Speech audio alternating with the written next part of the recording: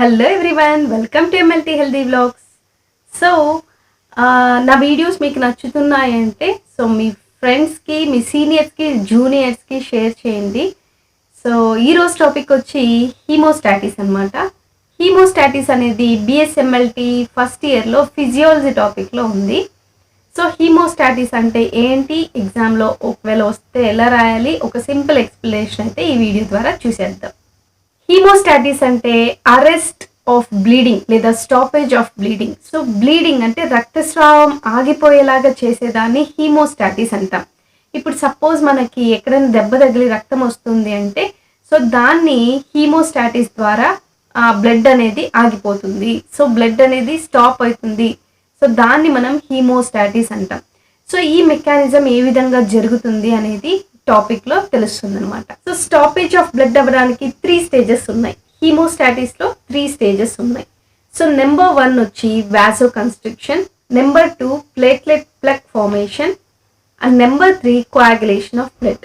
So ఈ 3 steps జరిగితే మనకి హీమోస్టాటిస్ అంటే బ్లీడింగ్ స్టాప్ అవుతుంది అనమాట. సో మనకి ఎప్పుడైనా దెబ్బ తగిలినప్పుడు బ్లడ్ వెసల్ అనేది రప్చర్ అయితే, బ్లడ్ వెసల్ అనేది చిరిగితే ఆ బ్లడ్ వెసల్లో నుంచి బ్లడ్ అనేది బయటికి రావడం, బయటికి లీక్ అవ్వడం, ఈ విధంగా బ్లీడింగ్ అవ్వడం చూస్తామన్నమాట. సో ఇప్పుడు చెప్పిన ఈ 3 స్టెప్స్ దాని తర్వాత మనకి హీమోస్టాటిస్ జరుగుతుంది, అంటే బ్లీడింగ్ అనేది స్టాప్ అవుతుంది. సో ఫస్ట్ వన్ ఏం చెప్పాను, ఫస్ట్ స్టేజ్లో వాసో కన్స్ట్రిక్షన్ అనేది అవుతుంది. So vaso is nothing but blood vessel అని అర్థం. So vaso is nothing but vessel, blood vessel ఇక్కడ ప్రత్యేకంగా చెప్పుకుంటాం. సో కన్స్ట్రిక్షన్ అంటే కన్స్ట్రిక్ట్ అవ్వడం దగ్గరగా.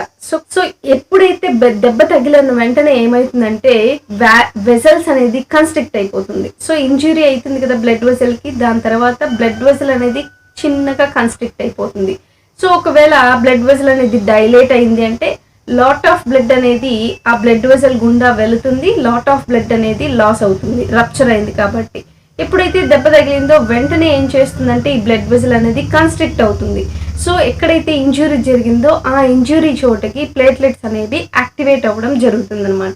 సో ప్లేట్లెట్స్ ఎప్పుడైతే యాక్టివేట్ అయిందో ఈ యాక్టివేటెడ్ ప్లేట్లెట్స్ ఏం చేస్తాయంటే సిరోటోనిన్ అనే ఒక సబ్స్టాన్స్ని, ఇంకా కొన్ని అదర్ సబ్స్టాన్సెస్, ఇవి ఏం చేస్తాయంటే ఈ యొక్క వాసో కన్స్ట్రిక్షన్ చేస్తాయి. సో వాసో కన్స్ట్రిక్షన్ చేస్తాయి.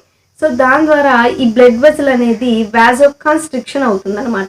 నెక్స్ట్ ప్లేట్లెట్స్ అనేది అంతా ఒక చోట వచ్చి అడ్హెర్ అవుతుంది, అంటే ఒకదానికొకటి స్టిక్ అవుతుంది అనమాట. సో ఇది దేని వల్ల జరుగుతుంది అంటే వాన్ విల్లే బ్రాండ్ ఫ్యాక్టర్ అనేది ఒకటి ఉంది. ఆ ఫ్యాక్టర్ వల్ల ఈ అడ్హరెన్స్ ఆఫ్ ప్లేట్లెట్స్ అనేది జరుగుతుంది. సో దీని గురించి అయితే ఫస్ట్ స్టేజ్. సెకండ్ స్టేజ్లో ప్లేట్లెట్ ప్లగ్ ఫార్మేషన్ అనమాట. సో ఇక్కడ మనము ప్లేట్లెట్స్ అన్నీ కూడా అడ్హెర్ అవుతుంది, దేనివల్ల వాన్ విల్లే బ్రాండ్ ఫ్యాక్టర్ వల్ల దగ్గరకు వస్తుంది, స్టిక్ అవుతుంది ఒకదానికొకటి అని చెప్పుకున్నాం కదా. సో ఇక్కడ ప్లేట్లెట్స్ అన్నీ కూడా ఒక దగ్గరకు వచ్చి చేరేదాన్ని మనం ప్లేట్లెట్ ప్లగ్ ఫార్మేషన్ అని అంటాం.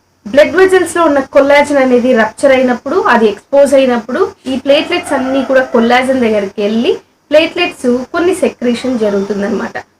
అడినోసిన్ డైఫాస్ఫేట్ అనేది, థ్రోంబోక్సిన్ A2 అనేది, ఇవి రెండింటిని ప్లేట్లెట్స్ సెక్రేట్ చేస్తుంది. సో ఈ సబ్స్టాన్సెస్ వల్ల మోర్ అండ్ మోర్ ప్లేట్లెట్స్ అన్నీ కూడా వచ్చి ఇక్కడ రప్చర్ అయిన బ్లడ్ వెసల్ దగ్గర వస్తాయన్నమాట.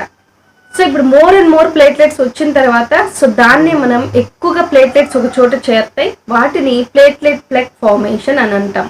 ప్లేట్లెట్ యాక్టివేటింగ్ ఫ్యాక్టర్ వల్ల ప్లేట్లెట్స్ అన్నీ కూడా అగ్రిగేట్ అవ్వడం అయితే చూస్తాం అనమాట. నెక్స్ట్ థర్డ్ స్టెప్లో మనం కోయాగులేషన్ ఆఫ్ బ్లడ్ అని ఉంది. ఈ కోయాగులేషన్ ఆఫ్ బ్లడ్ మాత్రమే మన సపరేట్ టాపిక్ అయితే ఉందన్నమాట. సో దాని గురించి పూర్తిగా చెప్తాను. సో ఇప్పుడైతే వెరీ సింపుల్గా coagulation of blood third step ఏం జరుగుతుంది అంటే coagulation is nothing but clotting అని అర్థం. సో బ్లడ్ అనేది క్లాట్ అయ్యే ప్రాసెస్ ఇక్కడ జరుగుతుంది అనమాట. సో ఇక్కడ ఫైబ్రినోజన్ అనే ఒక సబ్స్టాన్స్ అనేది ఫైబ్రిన్ గా మారుతుంది అనమాట. So fibrinogen is converted into fibrin. So fibrin అనేది ఏంటంటే ఒక మెష్ నెట్వర్క్ లాంటిది అనమాట. సో ఆ మెష్ నెట్వర్క్ లో మనకి ఏదైతే బ్లడ్ ప్రోడక్ట్స్ ఉన్నాయో అవన్నీ కూడా పట్టి ఉంచుతుంది అనమాట. సో దాని ద్వారా ఒక క్లాట్ అనేది ఫామ్ అవుతుంది. సో ఇది కోయాగులేషన్ ఆఫ్ బ్లడ్ లో పూర్తిగా వివరించడం అయితే జరుగుతుంది. సో దీనికి సంబంధించి ఒక చిన్న క్లిప్ 13 క్లాటింగ్ ఫ్యాక్టర్స్ అని నేను చేశాను. సో దాన్ని ఒకసారి చూసినట్లయితే ఈ 13 క్లాటింగ్ ఫ్యాక్టర్స్లో ఏం ఇన్వాల్వ్ అయినాయి అనేది మీరు ఇంపార్టెంట్గా తెలుసుకోవాలి. Coagulation of blood are mechanism of blood అనేది థర్డ్ ఇయర్లో వెరీ వెరీ ఇంపార్టెంట్. ఈ కోయాగులేషన్ ఆఫ్ బ్లడ్లో మళ్ళీ సపరేట్గా స్టేజెస్ అనేవి ఉన్నాయి. సో దాన్ని మళ్ళీ నేను ఇంకొక వీడియోలో వివరంగా చెప్తాను. అండ్ మీకు ఈ వీడియో నచ్చినట్లయితే ఇన్ఫర్మేటివ్గా అనిపించిందని అనుకుంటున్నాను. Thank you so much for watching and loving my channel. Bye.